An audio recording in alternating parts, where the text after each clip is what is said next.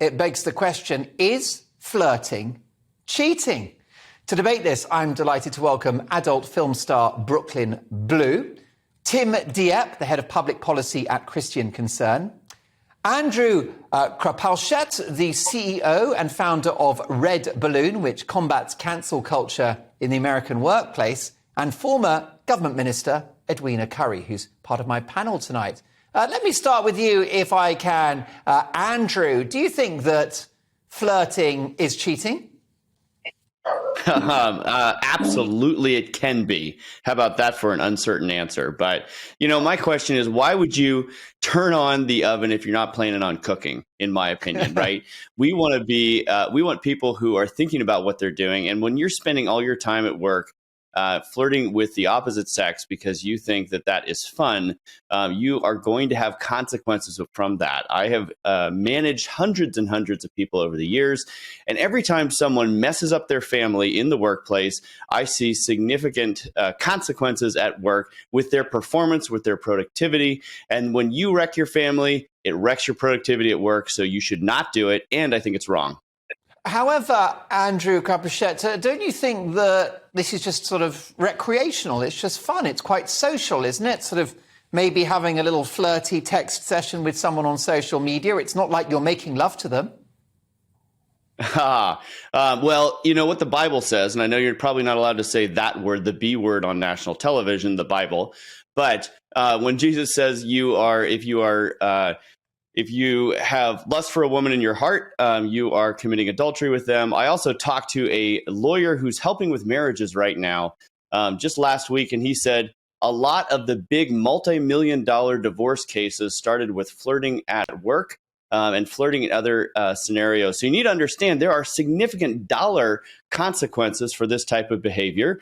So whether you think it's wrong or not, you should look at your checkbook, decide if you want to split it in half, and share it with the person that you're currently married to, because you are cheating with them in lots of other categories, even if not in the bedroom.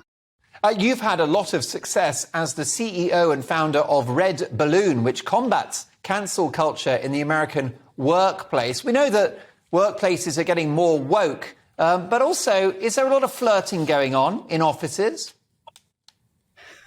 Well, here's funny. So I have, again, managed hundreds and hundreds of employees. I've had a number of employees that have met at work, gotten married, have lots of kids. They're very, very happy. And I encourage that type of behavior. Now, I do encourage them to take that outside of work, because flirting in the workplace, it just causes tension. It can cause office politics. Because if everyone's spending their time trying to figure out what the person of the opposite sex thinks of them, they're not thinking about their job. And I'd like people to think about their job when they're working for me, because, in fact, there's a one-to-one correlation between me paying them and them doing good things for my company. And so that's why I've told people, look, if you want to go out on a date with somebody that is at work, do it after work. Don't waste my time with your flirty stuff at the office. So that's if you're not married. If you are married, just knock it off. It is a bad precedent. And guess what? I bet that person is going to meet your wife someday, and you're going to find yourself in the doghouse, and nobody wants to be in the doghouse. Knock it off and knock one off instead. Tim Dieppe, you're the head of public policy at Christian Concern, and I would have thought that you stand for family values and you would consider adultery to be a sin. Doesn't flirting prevent adultery because you get to fantasize about this other person without going further? Isn't that what flirting is? No, the opposite is the case. Actually, as Jesus said, and Andrew just quoted it, it's one thing. A lot of Jesus adultery tonight. He did, yeah. And then he said, but if you look at a woman lustfully, you've committed adultery in your heart. So Jesus is saying there's such a thing as adultery in the heart. So there's actual adultery and there's adultery in the heart. And if that's an actual thing, adultery in the heart, then that's a serious thing. That's something you've done really wrong. And that clearly is cheating. And he went on to say, it's better to tear your eye out than to lose a member of your body and end up in hell. Right. So he's saying that is that serious. It really damages your soul. Right. It's something that you need to take very, very seriously. It's one thing because it's actually damaging your relationship with your wife. It's another thing because it's damaging your soul and your relationship with God. And so this is not something to mess about with. It's not something to play around with. It's serious stuff with ultimately eternal consequences. Brooklyn Blue, you're a very successful and in-demand adult film star. You make a lot of money. You've got a huge audience for your work. What is your thought on flirting? I mean, if you're taking the time to actually message somebody and do that flirting, the way I see it is there an intention behind that? So if they're actually taking the time to go and message someone and say, oh, you're really hot or something like that, there's a line. I mean, are they just fantasizing, or are they intending to go further with that and then take it to the next level? And obviously, I wouldn't. I'd be happy if my husband was messaging people like that. I can tell you that. But then, people can go to an extreme with it. I mean, some women sit there and say, oh, if somebody's liked someone's photo on Instagram, it's technically, they want to be with that other person. No, I mean, that's ridiculous to me. I mean, but if you've actually taken the time to personally message somebody, I would see it as there is an intention behind that. And I would see it more of a reason of, well, is there a problem at home? Because if you are happy in your own relationship at home, I don't feel like you would need to reach out to somebody else. I feel like you'd only do that if you weren't satisfied at home with your partner. So I think it's more that, and they need to work on their own problems rather than take an easy way out and, go take an easy way out and message anyone else who can be up for a little bit of fun. I think it's more a case of, no, go and get, a couples counsellor and work on your relationship and your problems, because I think that's where it stems from. And I do think that is the majority of people having affairs is a problem in your own relationship, whether one of you is not happy or whatever. But I do think if you've taken the time to message somebody, there may be an intention there of taking it further, or as why would you do it in the first place? Because you'd have respect for your partner in the first place to not message that person if you're happy at home.